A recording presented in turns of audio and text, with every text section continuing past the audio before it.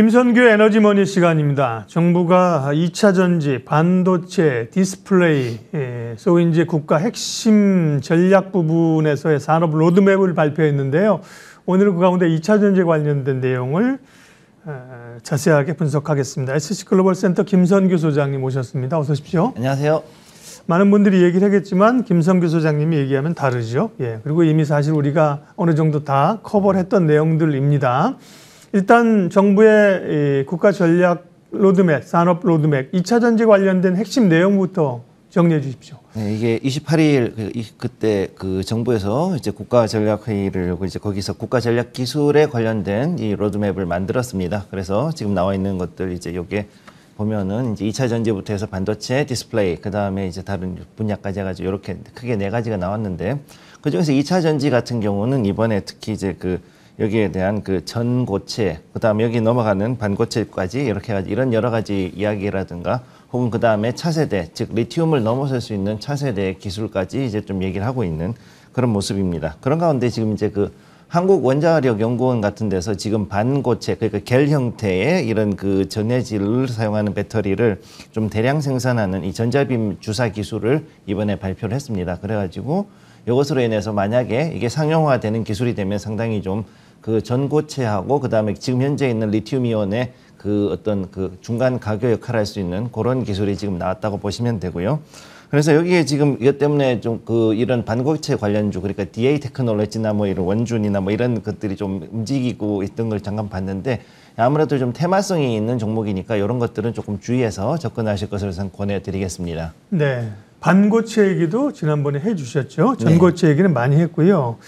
리튬이 주요 원료인데 아무래도 중국 등지에서 수입을 해야 되니까 자유롭기 어렵다. 그러니까 이 국내에서 풍부한 나트륨으로 대체한다는 내용도 있었는데 나트륨 이온 전지, 소듐 같은 거라 그랬잖아요. 같은 겁니다. 네. 관련돼서는 어떤 얘기가 있었습니까? 일단은 기본적으로 알아야 되는 게 이제 나트륨, 그러니까 소듐은 한마디로 이제 리튬의 하위 버전이라고 보시면 되거든요. 그러니까는 같은 전자상으로는 같은 구조인데 약간 하위 버전으로 보시면 되고요. 대신에 이제 이게 그 바다에 있는 소금에서 즉 거기서 뽑아낼 수 있기 때문에 자원은 굉장히 풍부하고 그다음에 또 이렇게 됐을 경우에는 생산 단가 자체를 굉장히 낮출 수 있고 또 그만큼 풍부한 자원이기 때문에 굉장히 이번에 만약에 이게 상용화 됐을 경우에는 상당히 많은 배터리 분야에서는 좀 혁신이라고 볼 수 있습니다. 사실 그렇게 될 수 있는데 정부에서 이번에 광물 자립을 위해 가지고서 이번 나트륨 이온 전지에 대한 투자를 방침을 세워 놓은 걸로 지금 보이고요.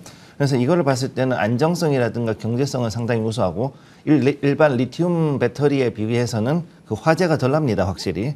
그래서 좀 더 안정성이 높은 대신에 근데 에너지 밀도가 조금 낮다라는 게 조금 단점이다. 이렇게 보시면 되겠습니다. 네.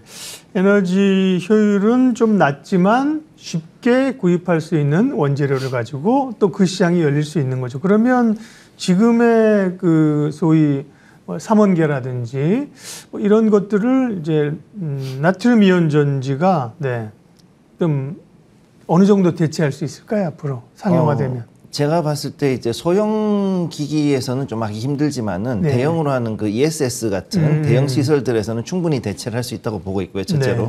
그다음에 지금 이 바나듐 이온 배터리라든가 이런 거하고 아마 경쟁을 할 수가 있는데 나트륨 이온 배터리가 지금 여기서 해결해야 될 건 뭐냐면은 충방전 시의 배터리 수명이 일단 리튬 이온보다 좀 짧고 그다음에 바나듐 이온 배터리에 비해서는 훨씬 더 낮거든요. 그러니까 이 충방전 시의 이 배터리 수명을 얼마나 좀 더 늘려주느냐가 그런 것도 이제 음극재, 실리콘 음극재 이런 게 좀 보완을 또 할 수도 있겠네요. 그죠? 그렇죠. 그래서 이제 결국은 음극재가 얼마나 이 나트륨하고 잘 궁합이 맞는 음극재를 개발하느냐가 이제 가장 큰 핵심이 되는 거죠. 그래서 이제 여기에 관련해서 간다 그러면 아무래도 음극재 관련주들이 좀 더 세게 갈 수밖에 없고 또 그래서 이제 보면은 제가 봤을 때 요거는 ESS 같은 이제 어느 정도 공간을 차지하면서 동시에 이제 좀 이런 에너지 저장 시설을 만들어야 되는 데서는 충분히 대체를 할 수 있을 거라고 보고 있습니다. 네. 어제는 나트륨 이온 전지 뉴스 관련해서 이제 애경 케미칼 같은 게 움직였는데요. 그러면 중국 업체들도 여기 진심인 걸로 알고 있어요. 중국 업체, 글로벌 업체, 우리 업체, 나트륨 이온 전지와 관련한 기술 개발 경쟁 수준은 어느 정도입니까? 일단 상용화는 중국이 제일 앞서 있습니다. 예. 우선은 칠린 배터리, 그러니까 기린이죠. 그 기린 배터리를 이미 만들었기 때문에 CATL이 여기에 대해서는 뭐 더 이상 얘기할 게 없을 것 같고, 대신에 이제 우리나라 같은 경우 이 나트륨 이온 전지 같은 경우는 상용화에는 약간 시간이 걸리는 게, 왜냐하면 여기에 따라서 이제 패키징이라든가 각종 그 여러 가지 그 생산하는데 상용화하는 시설에 들어가는 투자 비용이라든가, 그 다음에 여기에 들어가는 각종 프로세스에 대한 그 검증, 그 다음에 여기에 대한 수정 같은 게 좀 걸려야 되기 때문에 시간은 아무래도 좀 걸릴 수밖에 없고요. 그 대신에 여기 보면 이제 그 애경 케미칼 같은 경우는 현재 나트륨 전지용 그 하드카본 응급제를 지금 만들고 있기 때문에 아무래도 이제 CATL하고의 좀 접점이 있다라고 보셔야 되고, 또 이제 CIS 같은 경우도 지금 현재 그 이런 중국 쪽에 나트륨 배터리 전극 제조 장비를 그 국산화를 했기 때문에 앞으로 이런 걸로 봤을 때 그래도 우리한테도 어느 정도는 좀 국산화하고 그 다음에 상용화할 수 있는 그런 어느 정도의 끈은 좀 있다, 이렇게 보시면 되겠습니다.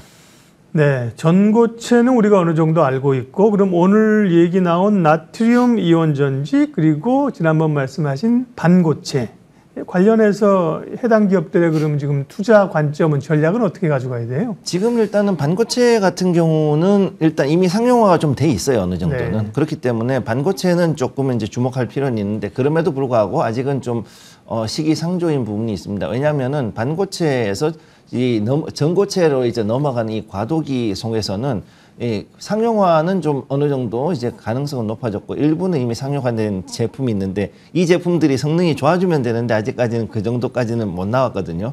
한마디로 이제 리튬이온 배터리에서 조금 더 높아졌다, 즉 약간 더 안정성이 좋아졌다는 수준이지 실제로 그 큰 퍼포먼스가 나왔다라고 보기는 좀 어려운 상태이기 때문에 이건 좀 보셔야 되고, 그래서 여기 보면 이제 그 심텍이라든가 그 하나기술 같은데, 특히 이제 하나기술이 여기 관련해 가지고 제조 기술이라든가 이런 것들 장비들 관련해서 있는데, 이 반고체 관련주들은 아무래도 아직은 조금은 장기적 관점에서, 물론 이제 전고체보다는 좀 더 빨리 상용화가 될 수 있겠지만 그럼에도 불구하고 좀 장기적인 관점에서는 대응을 할 필요가 있겠다, 이렇게 보시면 되겠습니다. 그럼 하나기술 같은 경우는 장비주로 알고 있는데, 심텍은 기판 업체인데 네. 이런 쪽도 하나 봐요? 예, 그쪽으로도 이제 또 어느 정도 돌아가고 있어요. 아, 예. 그렇군요. 예. 네. 그리고 이제 2차 전지 관한 전반적인 얘기도 궁금한 거 조금만 여쭤보고 마무리할 텐데, 최근 이제 LFP 배터리가 약진하고 빠른 충방전이라든지 이런 거로면서 국내 그 삼원계가 조금 위협받고 있다는 얘기가 계속 나오고 있는데요. 이 네. 부분은 어느 정도 평가하세요? 그러니까 이게 그 많은 분들이 착각하는 게 인산철, 그러니까 LFP 자체가 이제 많이 개발이 됐다고 생각을 하시는데 그런 건 아니고요. 네. 이게 이제 우리나라 삼원계하고 이거를 섞어가지고 쉽게 블렌딩이라 그러는데 네. 한번 섞어가지고서 이거를 좀 만드는 거죠. 그러다 보니까 이 중국산 LFP 배터리 성능이 개선이 됐다라고 하는 건 약간 좀 과장이 된 거고, 단지 이제 저는 뭐라고 보냐면은 공정상에서 약간 좀 개선, 예. 그 다음에 거기에 대해 가지고 어느 정도 그 전체적인 그 흐름에서 봤을 때는 이제 블렌딩, 한마디로 하이브리드로 좀 섞여 있는 이런 것들을 가지고서 배터리를 좀 이 성능을 늘렸다라고 보고 있습니다. 따라서 이게 주행 거리라든가 사용 목적에 따라서 배터리 스펙이 앞으로 전기차 같은 경우는 좀 많이 달라질 수 있고요. 그 이외에도 모바일 장비 같은 데는 아무래도 좀 이 LFP가 들어가긴 약간 조금 무리가 있다고 보시면 되는 게, 이건 좀 네. 무게가 있습니다. 그래서 무게가 어렵다, 이렇게 보시면 되고요. 마무리 좀 하겠습니다. 오늘 이제 새로운 분야의 또 정부 비전 전략도 있었고요. 2차 전지 우리가 계속해서 주목하는 섹터인데, 지금 2차 전지에 대한 전략 어떻게 가져가야 되는지 마무리해 주세요. 지금 현재 그 나와 있는 걸 보면은 에코프로 같은 경우 사실은 이제 그 130만 원대를 못 넘어가고 계속 옆으로 횡보를 하고 있고, 네. 그다음에 나머지 다른 관련 종목들 뭐 포스코 관련돼서 퓨처엠이라든가 다른 종목들도 좀 밑으로 내려왔다 다시금 이제 한번 위로 올라가려는 모습 보여주고 있거든요. 근데 여기서 보시면 기대감은 충분히 이해를 하는데, 여기에 대해 가지고 그 너무 지나친 그 밸류에이션의 반영이라든가 이런 게 지금 들어가 있으니까 이 부분에 대해서 적정 가치로서는 평가하는 거를 먼저 하시고 그러고 나서 들어갈 것을 저는 권해드리겠습니다. 네. 에너지머니 할 얘기가 많은데요. 또 늘 이제 새로운 2차 전지 쪽에 이제 기술이라든지 변화들이 많은데요. 오늘은 이제 정부의 국가 전략 로드맵 중심으로 살펴봤고요. 이후에 또 다음번에 오실 때 추가적인 이야기 하도록 하죠. SC 글로벌 센터 김선규 소장님 함께했습니다. 고맙습니다. 네, 감사합니다.